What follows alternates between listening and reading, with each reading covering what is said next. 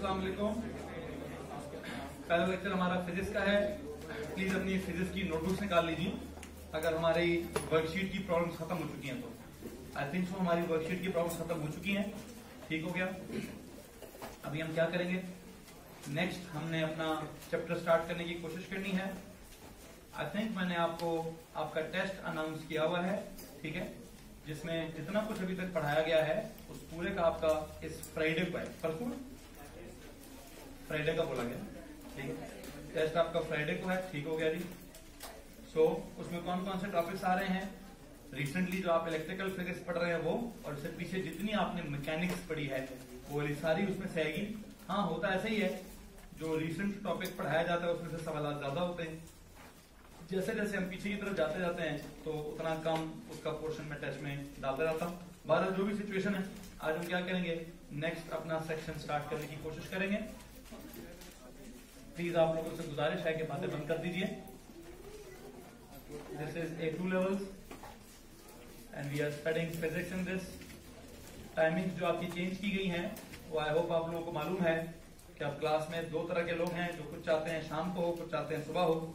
और फिर मैंने क्या करना है, मैंने दोनों के हिसाब से 14-14 दिन चलाने की कोशिश करनी है। पिछले 2 हफ्ते आपकी टाइमिंग सुबह हुई है, जो कमिंग 2 हफ्ते हैं इसमें टाइमिंग आपकी शाम को होगी। शाबाश, वेरी वेल डन।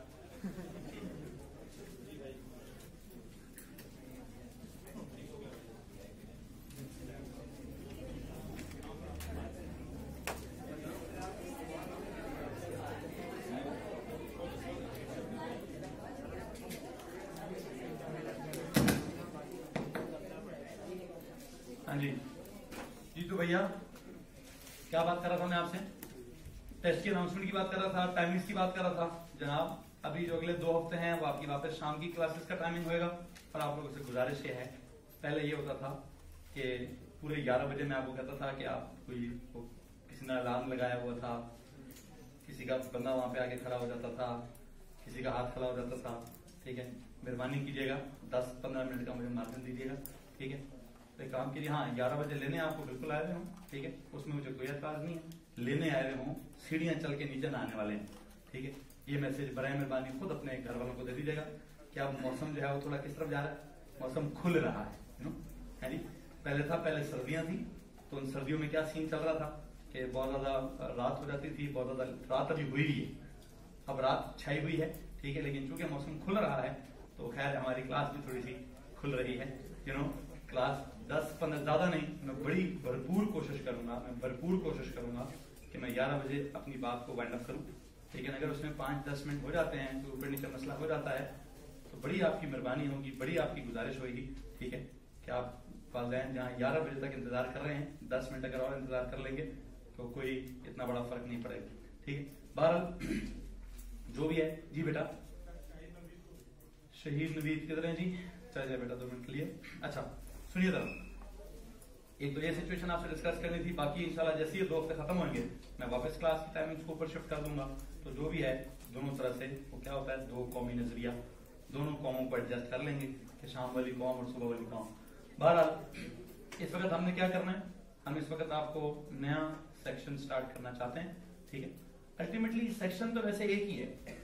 अगर आप ये कहें कि आपने सबसे पहले पढ़ा है ग्रेविटेशनल फील्ड का टॉपिक, फिर आपने पढ़ा है इलेक्ट्रिकल फील्ड का टॉपिक, तो इनफैक्ट नेचुरली अभी क्या पढ़ना चाहिए, मैग्नेटिक फील्ड्स का टॉपिक पढ़ना चाहिए, ठीक है, या मैग्नेटिक फोर्स पढ़नी चाहिए। हर बार जो भी सिचुएशन है, फिजिक्स में is not electrical physics anymore, it will be electromagnetic physics now.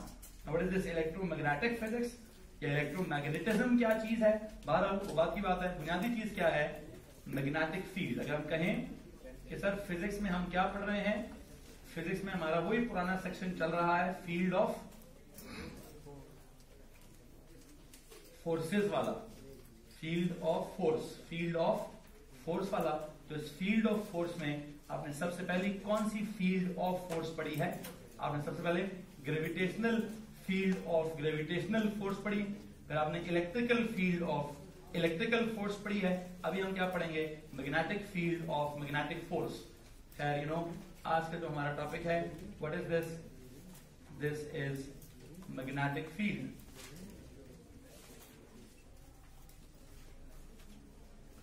जी तो भाई सबसे पहला सवाल मेरा आप लोगों से ये है कि जनाब ये जो ग्रेविटेशनल फील्ड होती है किसके अराउंड होती है? किसी हैवीली मैस्ड ऑब्जेक्ट के अराउंड होती है। What is that heavily messed object? वो किसी प्रोटॉन के इर्द गिर्द नहीं हो सकती ग्रेविटेशनल फील्ड, उसका तो बहुत कम मैस होता है। किसी एटम के इर्द गिर्द नहीं हो सकती, किसी इंसान के इर्द गिर्द नहीं हो सकती, किसी बिल्डिंग के इर्द गिर्द नहीं हो सकती, किसी पहाड़ के इर्द गिर्द नहीं हो सकती, बल्कि उसके लिए कितना बड़ा होना पड़ेगा, कितना मैसिव होना पड़ेगा, एक सैटेलाइट जितना मैसिव होना पड़ेगा, एक मून जितना मैसिव होना पड़ेगा, एक प्लेनेट जितना मैसिव होना पड़ेगा, एक स्टार जितना मैसिव होना पड़ेगा, बहुत ज्यादा मैसिव होना पड़ेगा। तब जाकर उस बहुत बड़े मैस के इर्द गिर्द एक ग्रेविटेशनल फील्ड एग्जिस्ट करेगी और उस ग्रेविटेशनल फील्ड में कोई दूसरा मैस पड़ा होगा तो उस पर क्या होगा?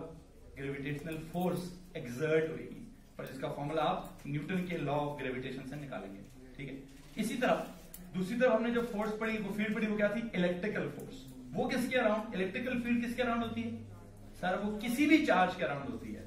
हाँ, उसके लिए भी किसी पॉइंट चार्ज के अराउंड बड़ा कम है, किसी एक अकलौते प्रोटॉन के इर्द गिर्द इलेक्ट्रिकल फील्ड इतनी बड़ी नहीं होती। लेकिन हाँ, बहरहाल थोड़े से ज्यादा कूलम्स इकट्ठे हो जाएं, उसके लिए कोई प्लैनेट जितने कूलम्स होना जरूरी नहीं है।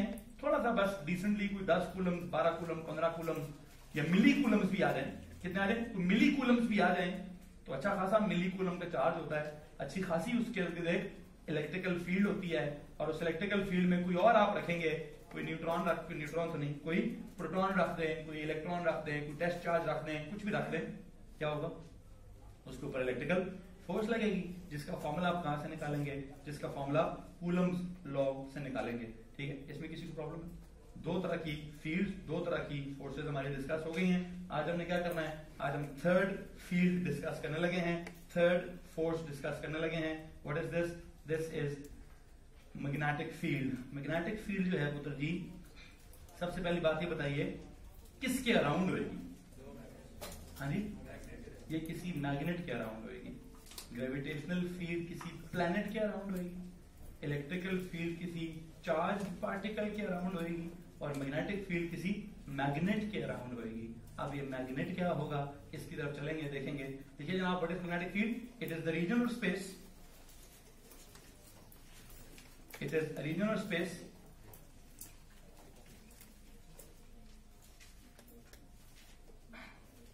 it is a region or space around a magnet. What is magnetic field? It is the region or space around a magnet. It is the region or space around a magnet where the region or space around a magnet where it can exert a magnetic force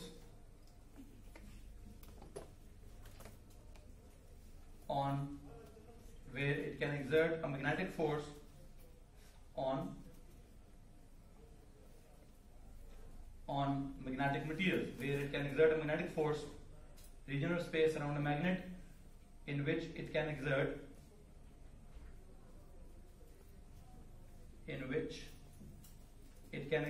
a magnetic force on other small magnets, on other small magnets or magnetic materials. लो जी, क्या बात कर रहे हैं भैया? हम ये कह रहे हैं what is this magnetic field? It is the region or space around what? Around a magnet, around a magnet. तो पहली चीज क्या होगी? मैग्नेट इन विच क्या होता है? In which it can exert a magnetic force, it can exert a magnetic force. दूसरा लफ्ज हो गया magnetic force. On what? On other small magnets or on magnetic materials. जी, कितने अल्फाज निकल गए? पहला लफ्ज था मैग्नेटिक फील्ड, उसको समझाते हुए मैग्नेट क्या होता है, फिर मैग्नेटिक फोर्स क्या होती है, फिर मैग्नेटिक मटेरियल्स क्या होते हैं। इन चीजों को समझने की जरूरत है। सबसे पहली बात है लफ्ज मैग्नेट कहां से निकला है? जी, सबसे पहला जो लफ्ज मैग्नेट है इसको समझने की कोशिश करनी है। मैग्नेट, मैग्नीटो, वो क्या है, वो एक्स-मैन वाली जो सीरीज है उसमें एक भाई है मैग्नीटो, क्या करता है वो, ठीक है जी, वो हर लोहे की चीज को, हर मैग्नेटिक मटेरियल को, इतना ज्यादा उसकी बॉडी में पता नहीं कहीं से मैग्नेटिज्म है, ठीक है, कि हर मैग्नेटिक चीज को अट्रैक्ट कर लेता है। खैर बार जो भी है, मैग्नीटो से नहीं निकला भाई, ये निकला है मैग्नेटाइट से। कहां से? एक ओर है, देयर इज दिस आयरन का एक ओर है जिसका नाम है magnetite. I think all over की केमिस्ट्री में आपने हीमेटाइट पढ़ा होगा। वो क्या करते थे ब्लास्ट फर्नेस में, हीमेटाइट का वो क्या बोलते हैं, आयरन की एक्सट्रैक्शन करते थे, याद आ रहा है? आयरन का एक ओर है उसका नाम है हीमेटाइट, आयरन के एक और ओर है उसका नाम है मैग्नेटाइट। और जो मैग्नेटाइट वाला ओर है उसके अंदर एक प्रॉपर्टी है, उसकी क्या प्रॉपर्टी है? उसकी ये मैग्नेटिक प्रॉपर्टी है। उसके पास कोई और लोहा रख दो तो लोहे को खींचने लगता है, कोई और मैग्नेटिक मटेरियल रख लो उसको भी वो खींचने लगता है, ठीक है। So there is an iron ore which is known as magnetite which that has a special property of attracting what other magnetic materials or iron or whatever. So you know this word magnet, इसके बाद लिखिए, the word magnet is derived from magnetite. The word magnet is derived from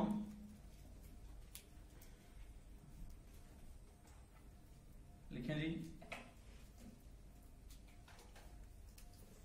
the word magnet is derived from क्या चीज?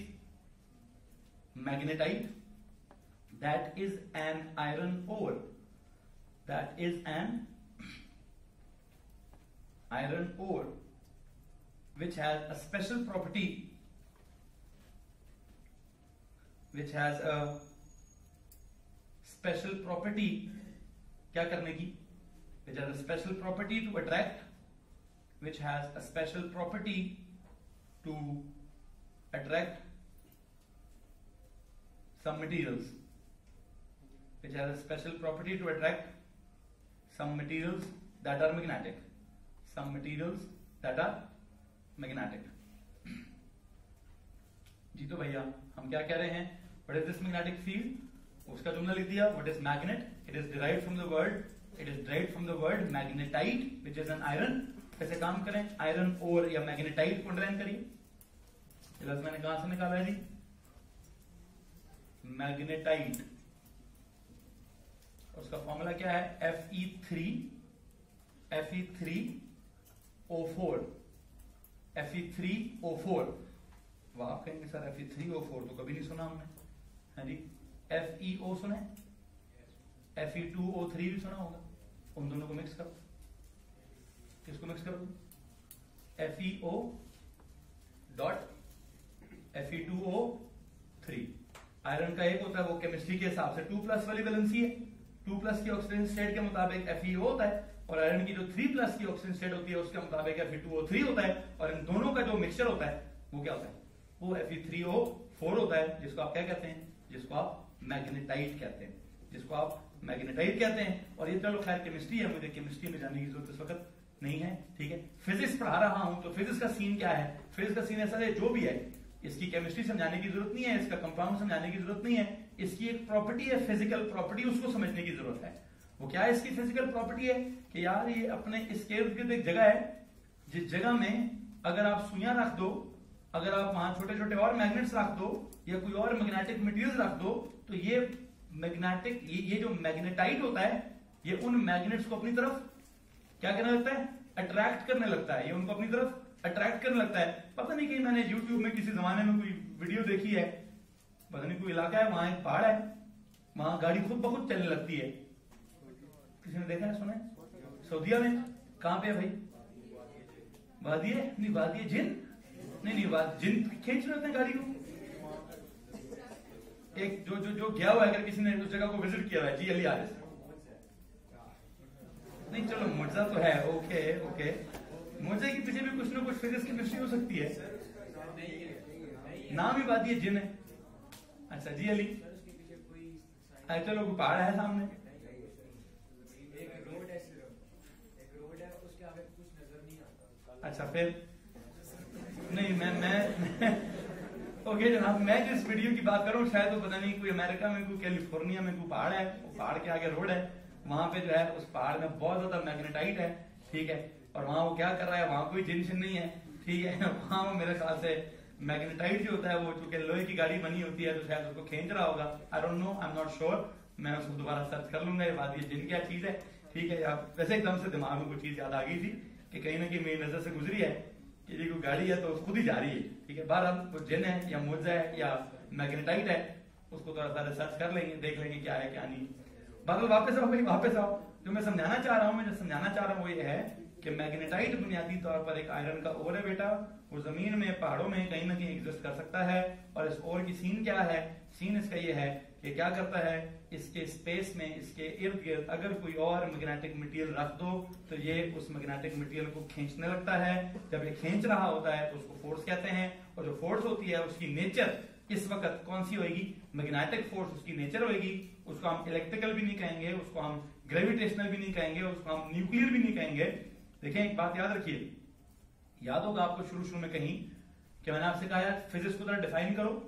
तो अगर मुझे O levels का कोई बच्चा कहे physics is the study of forces, तो मैं कहूंगा यार तुम्हें पता नहीं है, it is the study of physical quantities, या फिर it is the study of matter, energy and their relationship, ठीक है। एएस का बच्चा भी अगर जब मुझे कह दे sir physics is the study of forces, तो मैं उसको भी गुस्सा खाता हूं कि भाई फिजिक्स में क्या सिर्फ फोर्सेस होती हैं? फिजिक्स में तो फिजिकल क्वांटिटीज होती हैं, या फिर क्या होता है वही मैटर, एनर्जी और देयर। लेकिन अगर कोई A2 का बच्चा मुझे ये कह दे कि sir physics is the study of forces, तो शायद मैं कहूंगा इसको पता है क्यों कह रहा है, ठीक है। बिकॉज हाँ बिल्कुल एग्जैक्टली अगर आप 4 किस्म की फोर्सेस को सही तरह से पढ़ ले तो पूरी फिजिक्स खत्म। कौन सी फोर्सेस? जो पूरा आपका सेक्शन बना हुआ है, पहली कौन सी? ग्रेविटेशनल फोर्स, दूसरी कौन सी? इलेक्ट्रिकल फोर्स, तीसरी कौन सी? मैग्नेटिक फोर्स, चौथी कौन सी? Nuclear force. ये 4 फोर्सेस सही तरह से समझ आ जाएं तो I believe more than 80% physics is done. तो यस वी कैन से कि physics is the study of forces, कि नेचर में कितनी फोर्सेस एग्जिस्ट करती हैं। नेचर में भाई एक ग्रेविटेशनल फोर्स एग्जिस्ट करती है, एक इलेक्ट्रिकल फोर्स एग्जिस्ट करती है, ये कि मैग्नेटिक है, और आखिरी चैप्टर में जाके वो न्यूक्लियर किस्म की फोर्स पढ़ा दूंगा कि वो एग्जिस्ट करती है। So what is this? What is this magnetic force? This is third natural force. This is third natural force जो कि मैग्नेटाइट या मैग्नेट टाइप मटेरियल्स के इर्द गिर्द एग्जिस्ट करती है। और हाँ मैग्नेट कैसा बना आगे? मैग्नेट क्या होता है? मैग्नेटाइट से निकला है, मटेरियल है, क्या करता है? कुछ चीजों को खींचने की ताकत रखता है। जिस जब वो खींच रहा होता है तो जो फोर्स एग्जिस्ट करती है उसकी नेचर क्या है? इस फोर्स की नेचर हमने क्या बोली है? Not gravitational, not electrical, not nuclear, but जब मैग्नेट किसी मैग्नेटिक मटेरियल को खींचेगा तो जनाब मैग्नेटिक फोर्स ही होगी। और फिर मैग्नेटिक मटेरियल क्या होगा? मैग्नेटिक मटेरियल में अब जरूरी नहीं है कि हर मेटल को ही क्या हो रहा हो। ये भी देखें, एक बात याद रखिए, मैंने ये नहीं कहा कि मैग्नेट ने हर मेटल को खींचना है। मैं कह रहा हूं कि मैग्नेट ने कुछ मैग्नेटिक मटेरियल्स को खींचना है। अब मैग्नेट ने किन मैग्नेटिक मटेरियल्स को खींचना है? क्या हर मटेरियल ही मैग्नेटिक है? क्या इस मैग्नेटाइट ने जो है तो क्या बोलते हैं कागज को भी खींचना है, इसने प्लास्टिक को भी खींचना है, इसने लकड़ी को भी खींचना है, इसने ब्रेस को भी खींचना है, इसने क्या इंसान को भी खींचना है? नहीं भाई, इसने सिर्फ और सिर्फ मैग्नेटिक मटेरियल्स को खींचना है। और मैग्नेटिक मटेरियल्स कौन है? या तो वो आयरन है, प्योर आयरन एक मैग्नेटिक मटेरियल होता है, प्योर स्टील जो है वो एक मैग्नेटिक मटेरियल होता है, कुछ आयरन या निकल के कुछ कंपाउंड है वो मैग्नेटिक मटेरियल्स होते हैं। खैर बहरहाल जो मैग्नेटिक मटेरियल्स नहीं होते उनके बारे में मैं आपको बताता चलूं। There is this aluminium, I don't think कि ये जो है वो मैग्नेटिक है। एल्यूमिनियम को मगनातीस नहीं खींचता है, मगनातीस एल्यूमिनियम के साथ, हालांकि मेटल है, हालांकि क्या है? मेटल है भाई, उसको तो मैग्नेट नहीं खींचता। तो मैं बस कहना ये चाहता हूं कि मैग्नेट हर मेटल को नहीं खींचता, हाँ मैग्नेट हर मैग्नेटिक मटेरियल को जरूर खींचता है। अब कौन से मटेरियल्स मैग्नेटिक हैं? 2 काफी है भाई, बल्कि एक ही काफी है। Iron that is pure form, steel that is an impure form of, 2 materials काफी हैं। एक के बारे में मैं कहूंगा थोड़ा सॉफ्ट मैग्नेटिक है, एक के बारे में कहूंगा थोड़ा हार्ड मैग्नेटिक है। मैं तीसरे मेटल की तरफ, मैं तीसरी किसी चीज की तरफ जाने नहीं चाहता। मैं इतनी बात ही कर देता हूं, मुझे एल्यूमिनियम और निकल और कॉपर और जिंक और टिन और उनकी मैग्नेटिक प्रॉपर्टीज में कोई इंटरेस्ट नहीं है। उन मटेरियल्स की मैग्नेटिक प्रॉपर्टीज केमिस्ट्री में जाके पढ़ लेंगे कि अगर केमिस्ट्री ने कहा जिंक बड़ा जरूरी है या टिन बड़ा जरूरी है, लेड बड़ा जरूरी है, ठीक है, तो हम उनकी प्रॉपर्टीज देख लेंगे कौन कौन सी हैं कौन सी नहीं। फिजिक्स में इस ए लेवल्स की स्कोप की हद तक आई थिंक प्योर आयरन या फिर स्टील, वो भी होता आयरन ही है, थोड़ी सी बीच में क्या डाल देते हैं, किसको पता है, थोड़ी सी बीच में कार्बन डाल देते हैं, तो that is known as alloy of iron and carbon. So इन दो चीजों का मेरा लेना देना है, इन दो चीजों के हिसाब से मैं अपना टॉपिक बिल्ड करूंगा। तो यू नो व्हाट, मैग्नेट क्या है समझ आ गई होगी। मैग्नेटिक फोर्स क्या है, मैग्नेटिक फोर्स क्या लिख दीजिए F M. Other magnetic materials के साथ लिख दीजिए आयरन या स्टील, आयरन या स्टील। जी तो भाई हम क्या कह रहे हैं, what is magnetic field? It is the region or space around a magnet in which this magnet can exert this can exert a magnetic force on other small magnets or on other magnetic materials such as क्या, such as iron या फिर क्या, such as iron या steel। अब जहां तक ताल्लुक है आयरन का या स्टील का, तो आयरन के साथ हम एक लफ्ज लिखते हैं सॉफ्ट मैग्नेटिक मटेरियल। आयरन के साथ लिखिए soft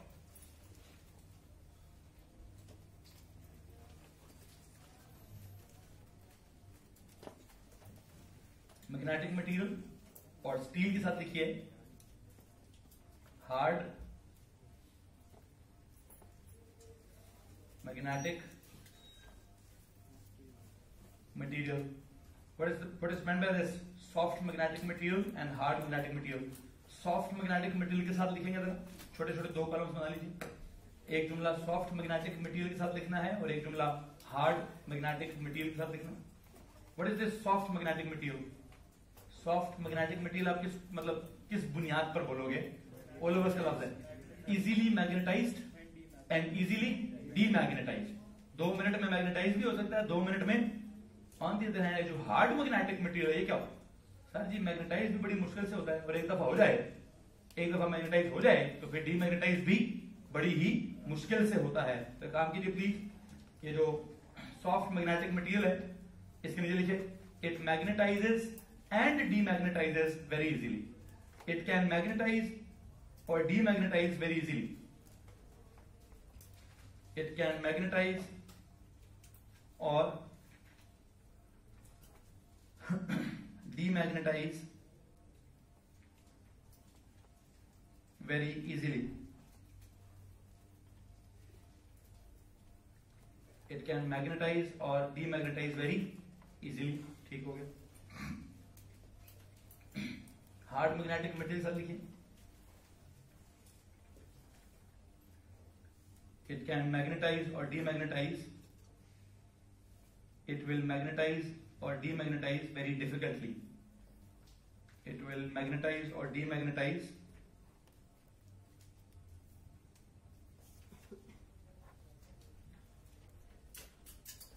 very difficultly।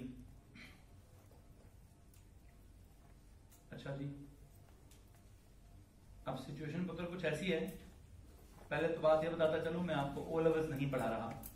O levels अगर पढ़ा रहा होता तो बड़ा आराम सुकून से ना वो छोटे छोटे करके एक्सपेरिमेंट्स होते हैं, ठीक है, उनके हिसाब से सारी सीन बिल्ड की जाती है। ठीक है, मैं इस वक्त ओ लेवल्स के हिसाब से अगर पढ़ाने बैठा तो आपको पता है, आपने ओ लेवल्स में मैग्नेटिज्म पढ़ा होगा, वो 2-3 सफे पढ़ाते पढ़ाते 3 महीने लग गए होंगे कहीं, या बहुत ज्यादा टाइम लग गया होगा। बहरहाल बल्कि शायद पढ़ाते ही एंड पे तो यूं ही खींच दिया होगा बगैर समझाए समझोई, यूं ही निकल गए होंगे हम। खैर बहरहाल वहां उस वक्त इतनी खास इसकी अहमियत थी नहीं, ठीक है, कि जिसके लिए हम लॉज वहां बस बचपन ही खेलते रहते थे वहां पे, यार ये सॉफ्ट वाले को कैसे चेक करेंगे तो हार्ड वाले को कैसे चेक करेंगे, तो ज्यादा सुइयां उठ जाएंगी कम सुइयां उठ जाएंगी। मैंने यहाँ सुइयां नहीं पढ़ानी, ठीक है, मैंने यहाँ मैग्नेटिज्म के अंदर मैग्नेटिक फील्ड के अंदर मैग्नेटिज्म कम पढ़ाना है, इलेक्ट्रोमैग्नेटिज्म ज्यादा पढ़ाना है। एक बात आपको बताता चलूं, हमारे सिलेबस में मैग्नेटिज्म कम का बहुत कम हिस्सा है, बल्कि उसका ना होने के बराबर है। कहते हैं प्योर बार मैग्नेट नहीं पढ़ाना, क्या पढ़ाना है, इलेक्ट्रोमैग्नेट्स पढ़ाने हैं। तो मैं कोशिश करूंगा एज सुन एज पॉसिबल इस बार मैग्नेट में से निकलूं और इलेक्ट्रोमैग्नेट्स की तरफ जाऊं, क्योंकि एक्चुअल में जो सेक्शन है, एक्चुअल में सेक्शन का नाम मैग्नेटिज्म नहीं है बल्कि इलेक्ट्रोमैग्नेटिज्म है। तो मुझे इलेक्ट्रोमैग्नेट्स पढ़ाने हैं, मुझे इलेक्ट्रिसिटी एंड मैग्नेटिज्म का आपस में ताल्लुक सिखाना है, मुझे बिजली की वजह से जो मैग्नेट्स बनते हैं या मैग्नेट्स की वजह से जो बिजली बनती है उस तरफ बात को लेके जाने की कोशिश करनी है। बहरहाल फिलहाल चलो एज अ स्टार्टर हम मैग्नेट से स्टार्ट करेंगे और इनफैक्ट सबसे बुनियादी तो हम बचपन में खेलते हैं बार मैग्नेट, उसी से अपनी कहानी जो है उसको स्टार्ट करने की कोशिश करेंगे। बार डेफिनेशन आपके सामने है, मैग्नेटिक फील्ड का लफ्ज आपके सामने है कि it is the region of space around a magnet. अब मैं मैग्नेट कौन सा वाला बोलूंगा, मैं बार मैग्नेट की बात से अपना काम आगाज करूंगा। प्लीज हेडिंग देंगे प्लीज, बार मैग्नेट का।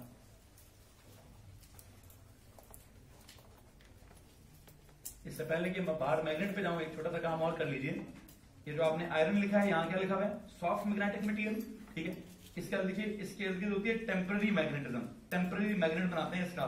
बार मैग्नेट से पहले क्या करें, आयरन के साथ आपने लिखा हुआ है soft magnetic material, it magnetizes and demagnetizes very easily. और इसके बाद एक और जुमला लिख दीजिए, temporary magnets or electromagnets are made from iron. Temporary magnets, but electromagnet का ना ही जिक्र करें, समझ नहीं आएगा क्या है। सिंपल लिखिए, temporary magnets are made from iron, are made from iron.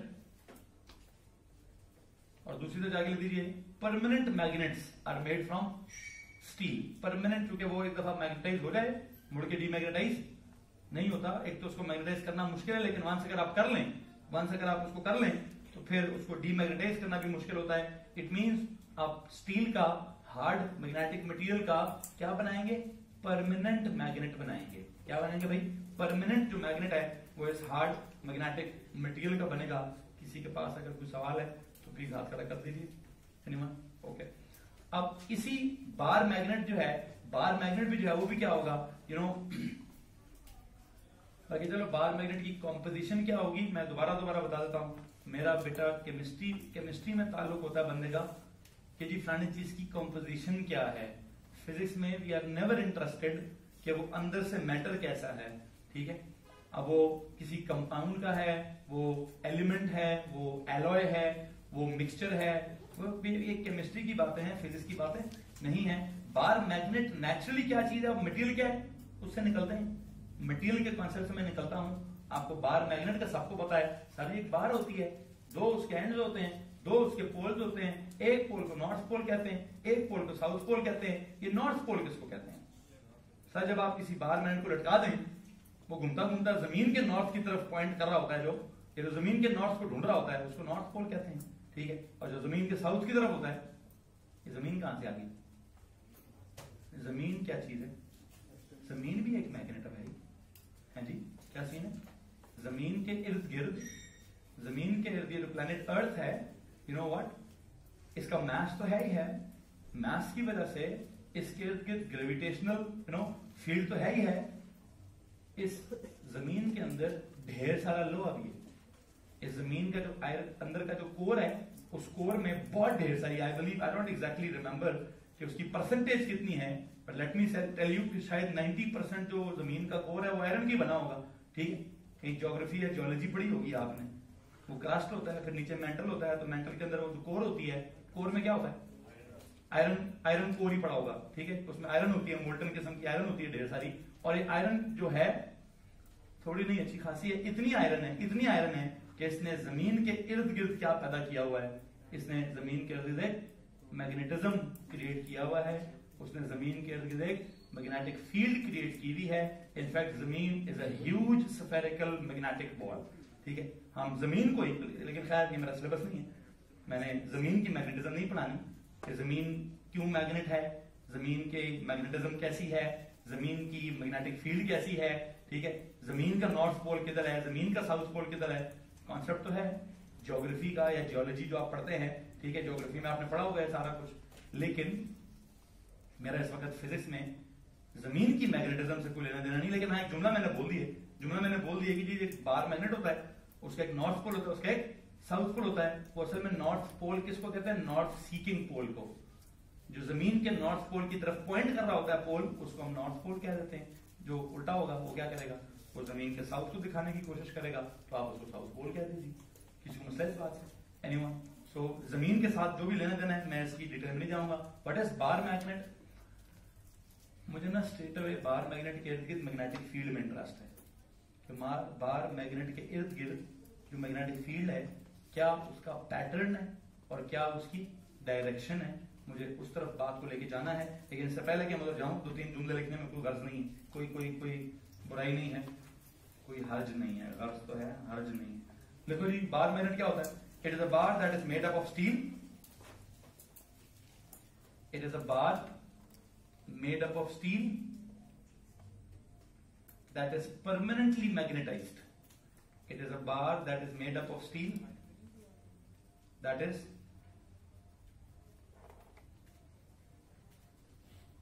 permanently magnetized.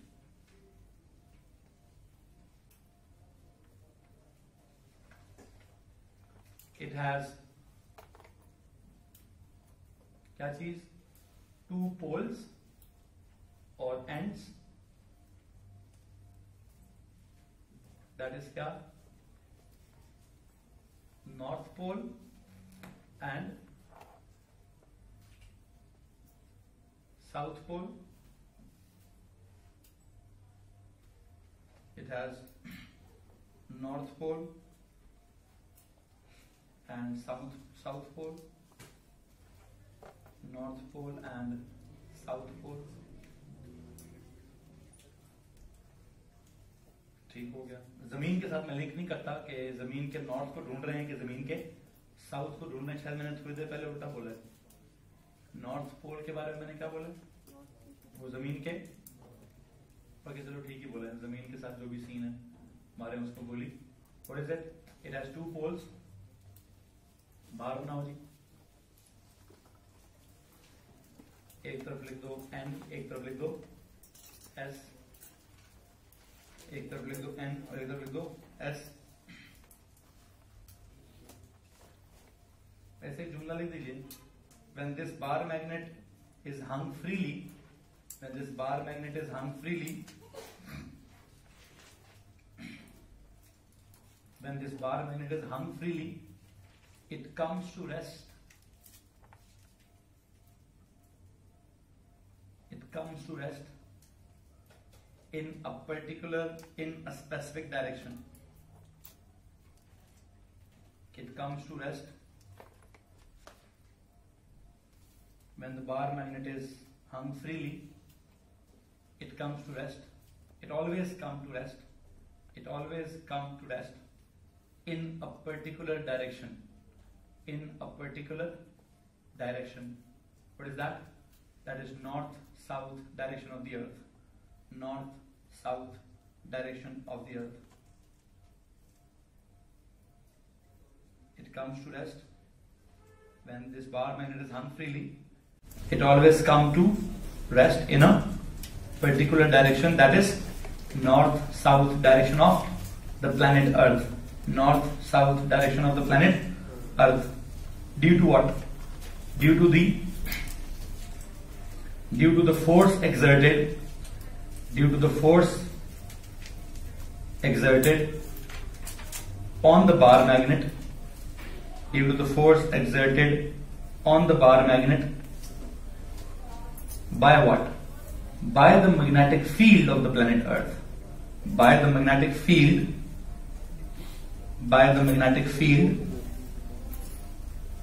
of the planet Earth. Side पे नोट लिखिए, earth is a huge magnetic ball.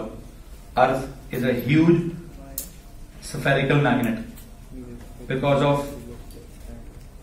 of a huge amount of iron in its core. ठीक है, earth is a huge magnetic sphere. Earth is a huge sphere, क्या लिखा था? Is a huge spherical magnet. Earth is a huge spherical magnet due to what? Due to a huge amount of iron. Due to a huge amount of iron in its core. In its core. खैर, अर्थ का क्या scene है?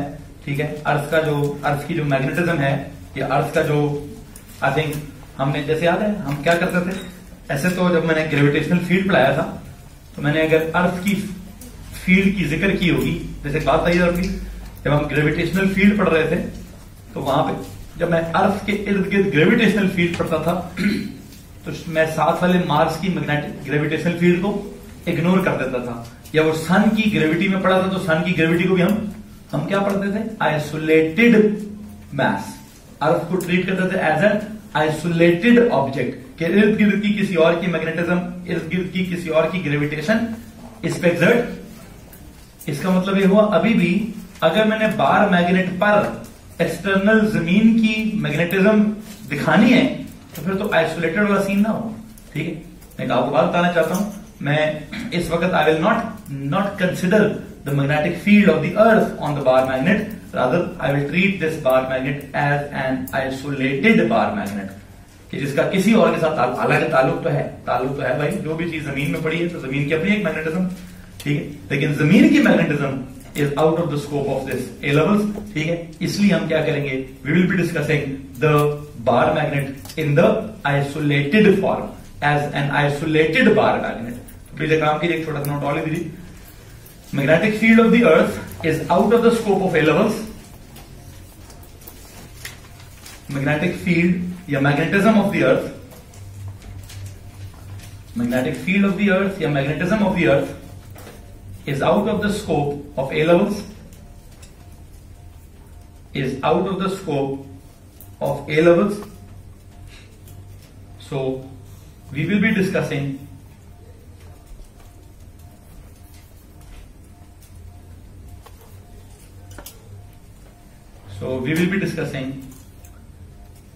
the isolated, so we will be discussing the isolated bar magnet. We will be discussing the isolated bar magnet. जिसका मतलब क्या है कि suppose करो वो अकेला पड़ा है, उसके आसपास और कुछ भी नहीं है, वो किसी और की मैग्नेटिक फील्ड में नहीं है, वो एक आइसोलेटेड बार मैग्नेट है, उसके इर्द गिर्द कोई और मैग्नेटिक फील्ड नहीं है। तो काम करो जी, सीधा सीधा जाओ भाई किस तरफ, मैग्नेटिक फील्ड अराउंड क्या, magnetic field around an isolated bar magnet. तो जी अगली हेडिंग दो, मैग्नेटिक फील्ड का टॉपिक है, तो मैग्नेटिक फील्ड डिस्कस करनी है अराउंड क्या, magnetic field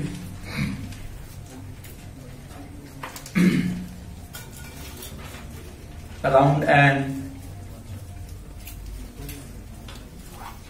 isolated bar magnet. ये जो फील्ड है इसकी दो चीजें हैं, इस फील्ड का पैटर्न क्या है, मुझे इसका पैटर्न चेक करना है, और इस फील्ड की मुझे डायरेक्शन चेक करनी है। तो उसका पैटर्न चेक करने के लिए मुझे जरा प्लीज बताएंगे, ओ लेवल्स का कोई एक्सपेरिमेंट याद आता है भैया? ओ लेवल्स का कोई एक्सपेरिमेंट याद है किसी को? किसकी पैटर्न के लिए वो आयरन फिलिंग्स एक्सपेरिमेंट होता था जी? पेपर क्लिप्स वाला भी होता है, ठीक है। अगर आप एक काम क्या करें, एक कार्डबोर्ड लें, कार्डबोर्ड के ऊपर क्या करें, दरमियान में कार्डबोर्ड को किसी टेबल पर रख दें, टेबल पर रख के उसके दरमियान में क्या रख दें, उसके दरमियान में आयरन फिलिंग्स नहीं, उसके दरमियान में बार मैग्नेट रख दें, और फिर क्या करें, फिर उसके ऊपर ढेर सारी आयरन फिलिंग्स स्प्रिंकल कर दें और थोड़ा सा टैप करें, क्या बोलते हैं इसको, व्हाट इज दैट, कार्डबोर्ड को थोड़ा टैप करें कि वो जो आयरन फिलिंग्स हैं फ्रिक्शन के इन्फ्लुएंस से थोड़ी देर के लिए बाहर निकलें, और अपने आप को क्या करें, magnetic field of the bar magnet की वजह से एक पर्टिकुलर डायरेक्शन में, एक पर्टिकुलर पैटर्न में, एक सीक्वेंस में अरेंज कर लें। तो यू नो वो जो सीक्वेंस होगा वो क्यों होगा, वो मैग्नेटिक फील्ड की वजह से होगा। और वो क्या सीक्वेंस होगा, क्या पैटर्न होगा, देखते हैं जनाब। आई बिलीव मैग्नेटिक फील्ड का पैटर्न चेक करने के लिए ओ लेवल्स में आपने एक पढ़ा होगा आयरन फिलिंग्स एक्सपेरिमेंट। आप दो छोटे छोटे कॉलम्स बना दीजिए, आयरन फिलिंग्स एक्सपेरिमेंट। और जहां ताल्लुक है डायरेक्शन के लिए, इसकी डायरेक्शन निकालने के लिए क्या करते थे, वो मैग्नेटिक कंपस यूज करते थे कि वो उसका पॉइंटर किस तरफ को है, तो magnetic compass experiment. Magnetic compass बोले, प्लॉटिंग कंपस बोले, कंपस की जो निडल है, प्लॉटिंग कंपस बोले, मैग्नेटिक कंपस बोले, मैग्नेटिज्म के साथ रिलेटेड है ना, प्लॉटिंग कंपस या मैग्नेटिक कंपस एक्सपेरिमेंट।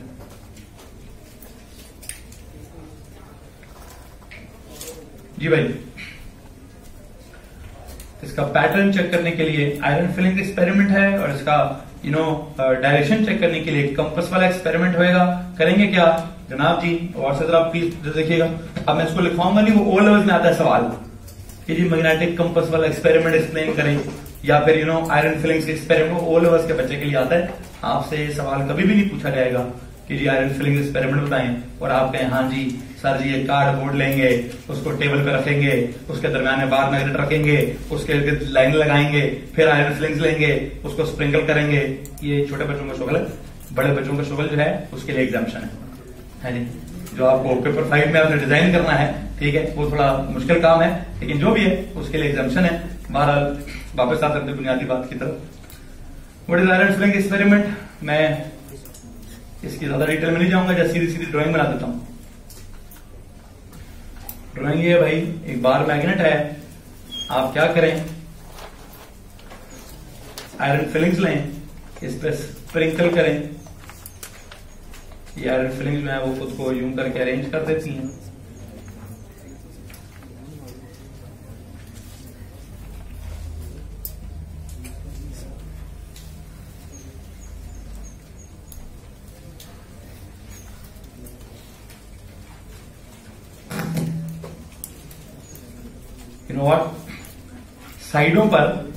साइडों पर ढेर सारी आयरन फिलिंग्स आ जाती हैं, यहां पर ढेर सारी आयरन फिलिंग्स आ जाती हैं,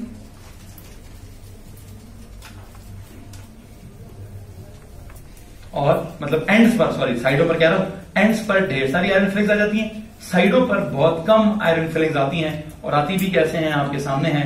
व्हाट इज दिस, क्या बोलेंगे आप इसको? Spider shaped magnetic field, spider shaped magnetic field का जो भी है, ये फील्ड का पैटर्न कुछ ऐसा सा है, फील्ड का पैटर्न कुछ ऐसा सा है। और ज्यादा ताल्लुक है फील्ड की डायरेक्शन का, जहां तक ताल्लुक है फील्ड की डायरेक्शन का, तो डायरेक्शन चेक करने के लिए क्या करेंगे भाई, there is this north south, क्या करें, यहां पे रखें ना जरा अपनी वो plotting compass.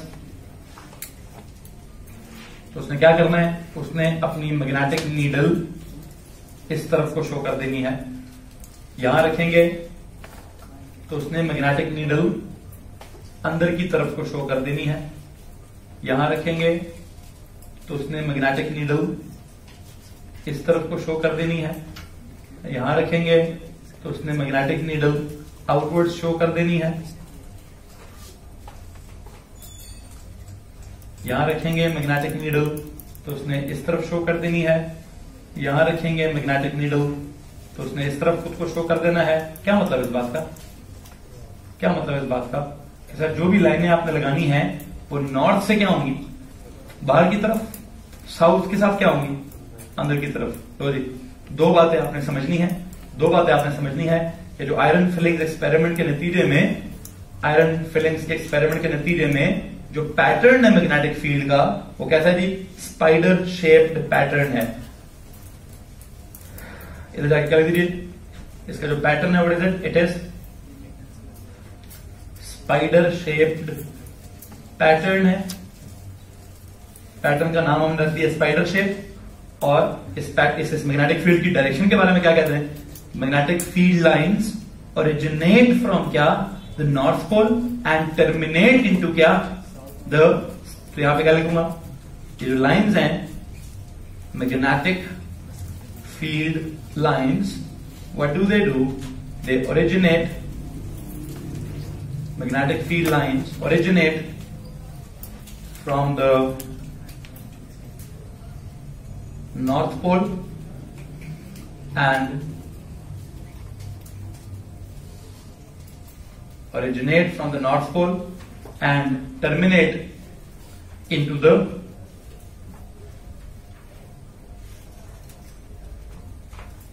south pole and terminate into the south pole. यहां तक किसी को परेशानी है तो प्लीज आप सवाल पूछ सकते हैं।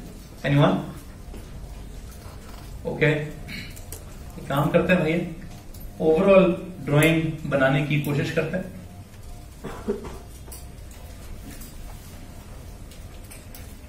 ओ लेवल्स का काम है, आपने किया होगा।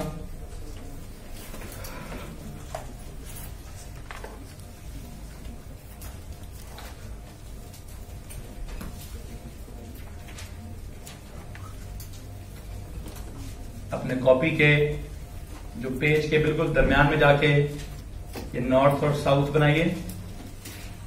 जरा पैटर्न ड्रॉ कैसे करना है थोड़ा सा ध्यान रखिएगा इसके ऊपर। 6 लाइनें बनाने की कोशिश करूंगा, कम से कम 6 लाइनें।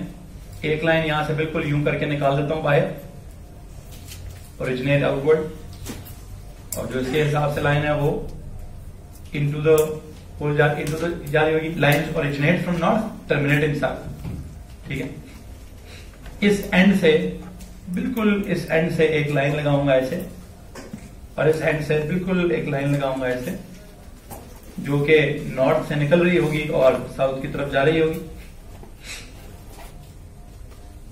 फिर जो अगली लाइन मैंने लगानी है बहुत ऊपर से जाएगी।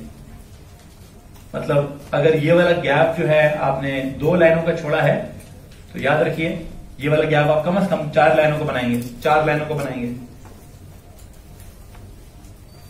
ऐसे। हाँ, यहां ज्यादा बेहतर बना, नीचे वाली साइड में ज्यादा बेहतर बना कि यहां पे अगर 2 लाइनें हैं तो ये वाली लाइनें, ये 4 लाइनों का गैप है। क्योंकि जब आप साइडों से नीचे जाते हैं, साइडों से जितना नीचे जाएंगे, साइडों से जितना दूर जाते हैं, लाइंस के दरम्यान में स्पेसिंग बहुत ज्यादा होती जाती है। लाइंस के दरम्यान में स्पेसिंग बहुत ज्यादा होती जाती है।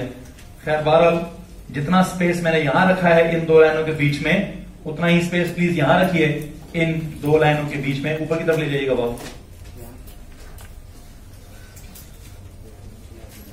अच्छा, सिमिलरली एक लाइन और बनाता हूं ऐसे, एक लाइन और बनाता हूं ऐसे, इधर से एक लाइन इधर, एक लाइन इधर। नॉर्थ के सीन में क्या है, नॉर्थ के पास क्या सीन है, सारी लाइनें बाहर की तरफ जानी, सारी लाइनें आपने बाहर की तरफ भेजनी। और साउथ की तरफ क्या होगा, सारी लाइनें साउथ की तरफ भेजनी है, इनवर्ट्स करनी है।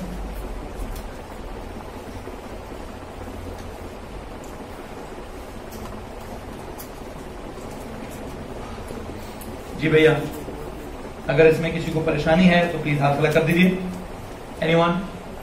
स्पाइडर शेप्ड पैटर्न बनाना है, लाइंस की डायरेक्शन नॉर्थ से बाहर रखनी है, साउथ की तरफ रखनी है, और क्या बोलना है, lines originate from the north pole and terminate into the south pole.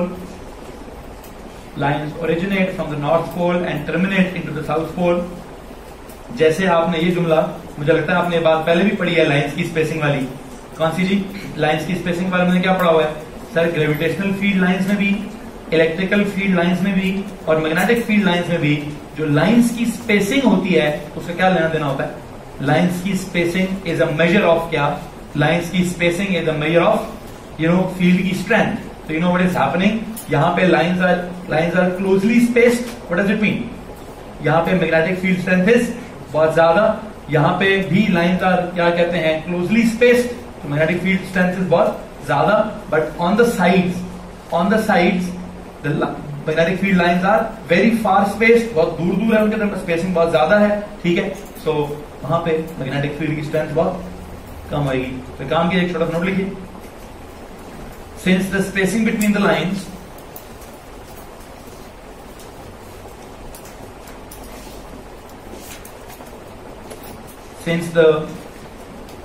between the lines is a measure of is a measure of is क्या जी? is a measure of magnetic field strength, is a measure of magnetic field strength such that क्या लिखा है? Since the spacing between the lines is a measure of magnetic field strength such that क्या? Such that greater the spacing, such that greater the spacing between the lines, such that greater the spacing between the lines, weaker is the magnetic field strength.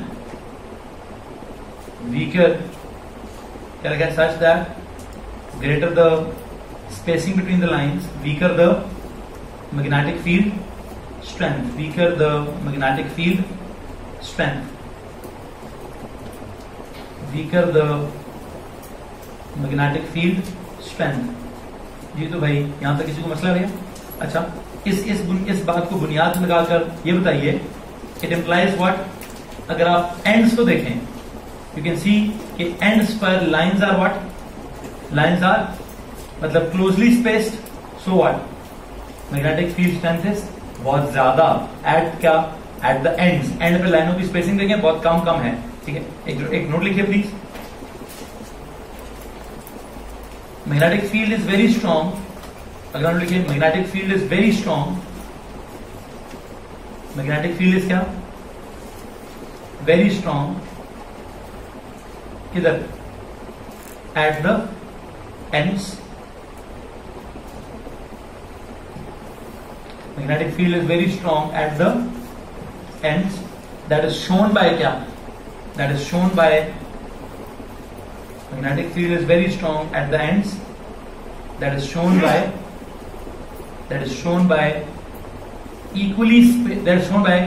closely spaced magnetic field lines. That is shown by what? Closely spaced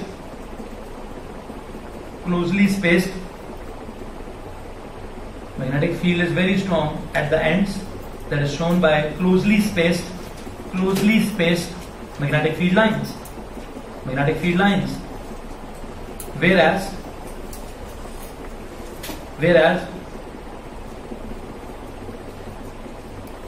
the magnetic field is very weak. किधर? Ends पे नहीं, at the sides, जो इसकी lateral sides हैं. Whereas magnetic field is very weak at the sides of the bar magnet.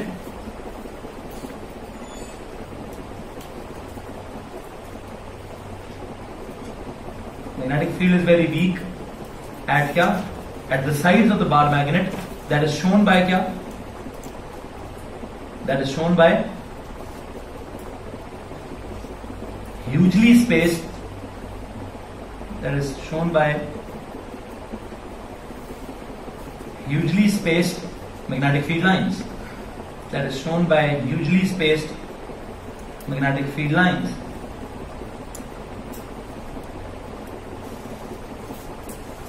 वैसे एक और concept तो सीधा है कि सर मैग्नेटिक फील्ड स्ट्रेंथ कम होती है as you move away from the magnet. चाहे आप एंड से दूर जाएं, चाहे आप साइडों से दूर जाएं. एंड से दूर जाएं तब भी स्पेसिंग क्या हो रही है? कम. साइडों से दूर जाए तब भी स्पेसिंग क्या हो रही है? कम. तो ये तो सीधा कॉन्सेप्ट हो गया कि sir magnetic field strength decreases as you move away from the magnet. ये लिखिए, अगला नोट लिखिए. Magnetic field strength decreases. एक और जनरल सा नोट है, magnetic field strength magnetic field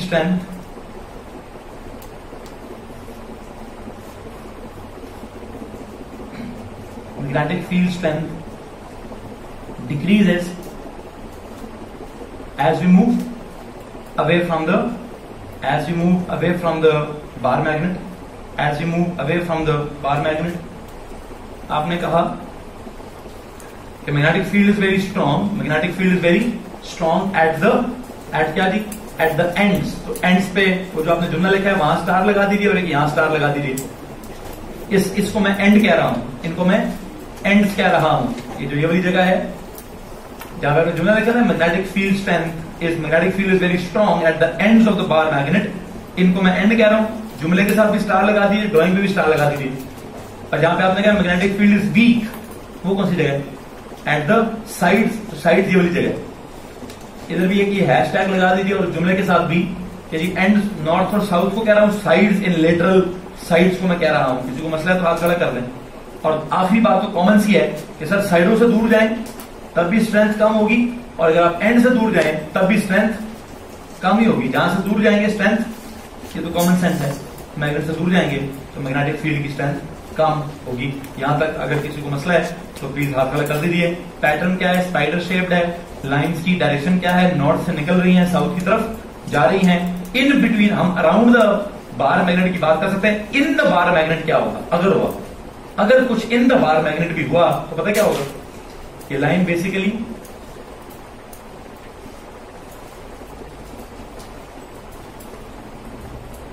अगर मैं कहूं ये लाइन जो है वो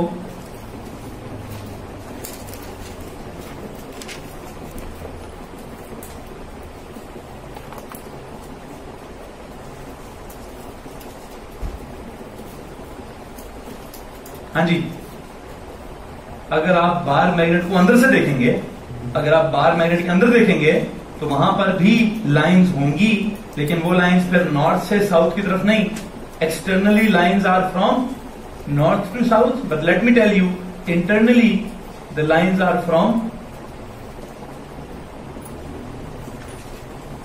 पता है मैं क्या बना रहा हूं, ये इस मैग्नेट के अंदर जो छोटे छोटे एटम्स हैं, हर एटम एक मैग्नेट है, क्या है, हर एटम एक, उसको हम कहेंगे एटॉमिक मैग्नेट, क्या कहेंगे, और ये सारे एटॉमिक मैग्नेट्स क्या हुए हैं, प्रॉपरली अलाइंड है, किस तरफ को अलाइंड है, एक्सटर्नली तो मैग्नेटिक फील्ड लाइंस है नॉर्थ से साउथ, इंटरनली सारे एटॉमिक मैग्नेट्स आर अलाइंड किधर, पता है इसको क्या कहते हैं, डोमेन थ्योरी, क्या कि जी पता नहीं इसके अंदर छोटे छोटे मैग्नेट्स हैं या छोटी छोटी डोमेन्स हैं, और उन सब डोमेन्स ने क्या किया हुआ है, वो सब के सब डोमेन्स प्रॉपरली क्या हुए हुए हैं, अलाइन हुए हुए हैं। खैर मैंने नहीं इतना कुछ ड्रॉ करना, बहरहाल जो समझाना था समझा दिए। अगर इसके अंदर कुछ देखना है, once again this is chemistry, physics deals with the physical aspects के बारों बार क्या दिख रहा है, केमिस्ट्री का मकसद होता है अंदर क्या है, तो मैं केमिस्ट्री नहीं पढ़ा रहा, तो केमिस्ट्री को मारिए गोली, अंदर से क्या है उसको छोड़ दीजिए, एक्सटर्नली क्या है उसको फॉलो कीजिए, तो मसला तो सवाल पूछ लीजिए एनीवन। सो यू नो हम क्या पढ़ रहे हैं भाई, हम यहाँ पे नया अपना टॉपिक डिजाइन किए हुए हैं मैग्नेटिक फील्ड के नाम से, और हम किसके इर्द गिर्द मैग्नेटिक फील्ड पढ़ रहे हैं, हम एक बार मैग्नेट के इर्द गिर्द मैग्नेटिक फील्ड पढ़ रहे हैं, जो कि किस शेप जैसी है, जिसकी शेप स्पाइडर शेप जैसी है, और लाइनें नॉर्थ से निकलती हैं और साउथ की तरफ जाती हैं। करना क्या है, काम को इधर थोड़ा सा वाइंड अप करने की कोशिश करते हैं। एक चीज लिखिए, draw the magnetic field, draw the magnetic field between two magnets, between two magnets,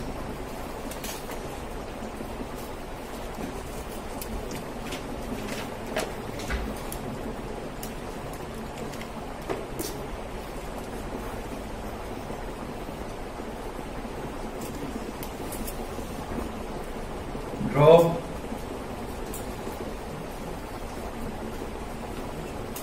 what, the magnetic field, कैसे जी, between two magnets, तो between two magnets का सीन क्या है सर, यहां एक मैग्नेट का नॉर्थ ले लीजिए, दूसरी तरफ से कटा हुआ है,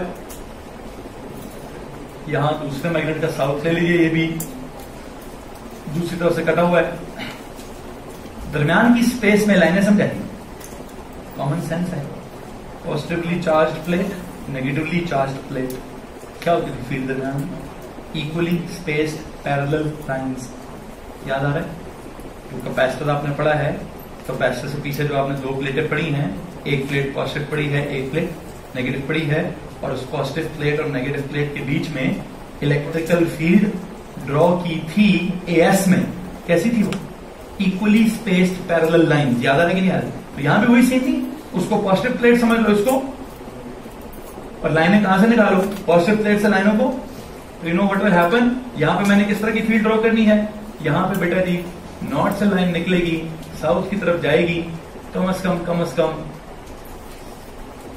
2 3 ये वाली लाइनें सीधी लगा दीजिए,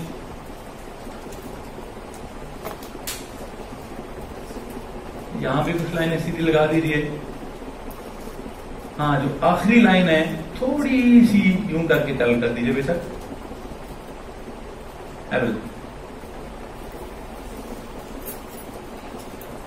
जी भाई हमने क्या कहा है, draw a magnetic field between two magnets, draw a magnetic field between two magnets में दरमियान वाली तो लाइनें बिल्कुल क्या करें, parallel equally spaced parallel lines लगाएं, आखिरी वाली बेशक थोड़ी सी कि सर वहां थोड़ा बाहर निकल जाएगा स्पेस, ठीक है, बिल्कुल दरमियान की अगर हम बात करेंगे, बिल्कुल अगर मैं दरमियान की बात करूं अगर मैं बिल्कुल इस जगह की बात करूं, व्हाट इज दिस जगह, यहां पे क्या हो रहा है जी, this is an equally spaced parallel lines. ऐसे मुझे बात है, लाइनें पैरेलल हो तो क्या सीन होता है, लाइनें पैरेलल हो तो क्या सीन होता है, यूनिफॉर्म मैग्नेटिक फील्ड स्ट्रेंथ। अगर equally spaced, since the lines are, since it is an equally spaced parallel lines, these are equally spaced parallel lines, so what, so it implies kya, it implies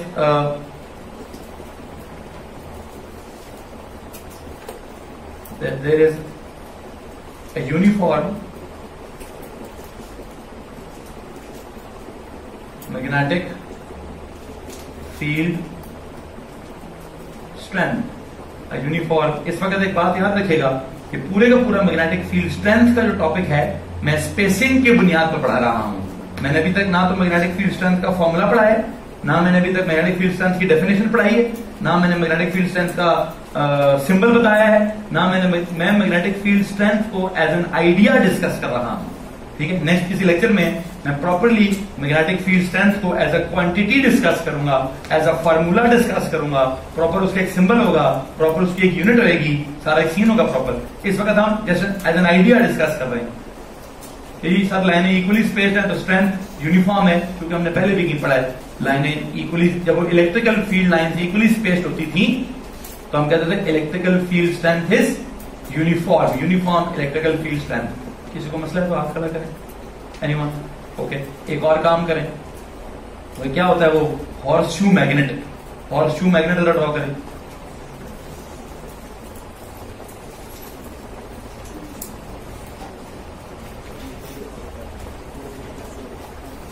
हाँ जी, एक horse shoe magnet बनाइए please. If I से this is north and this is south, इधर क्या scene है, ये मैंने इसी तरह से उस मैग्नेट को गोल कर दिया है साइडों से, उसकी शेप हॉर्सशू कर दी है।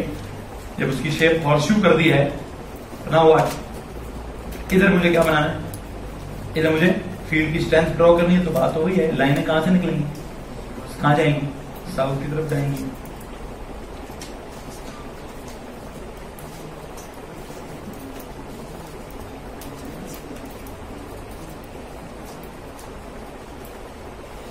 काफी बिल्कुल बाहर लगानी हो तो उसकी स्पेस क्या करूंगा, शायद थोड़ी ज्यादा हो जाएगी तो नहीं ड्रॉ करता,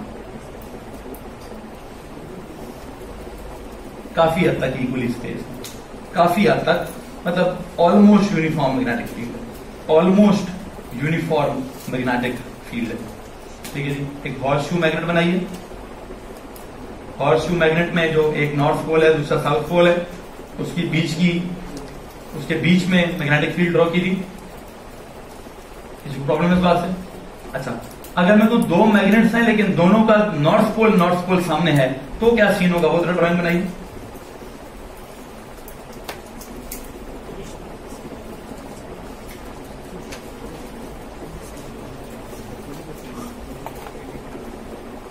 बच्चों प्लीज बातें नहीं करें।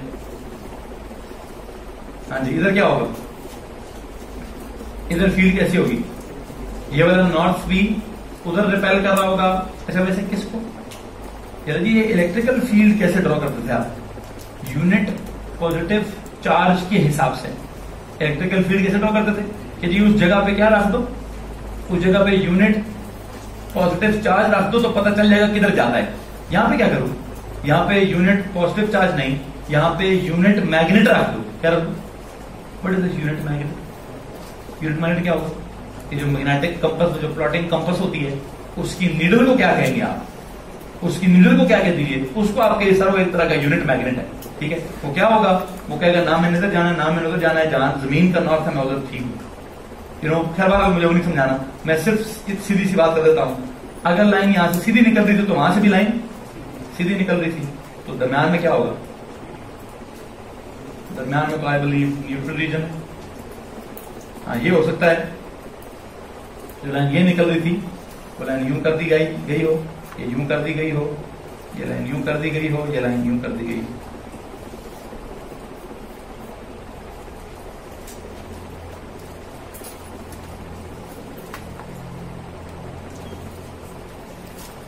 हाँ जी, ऐसा सीन हो सकता है। तो ये बिल्कुल वैसी ड्राइंग है जो दो पॉजिटिव के दरमियान बनाई थी आपने।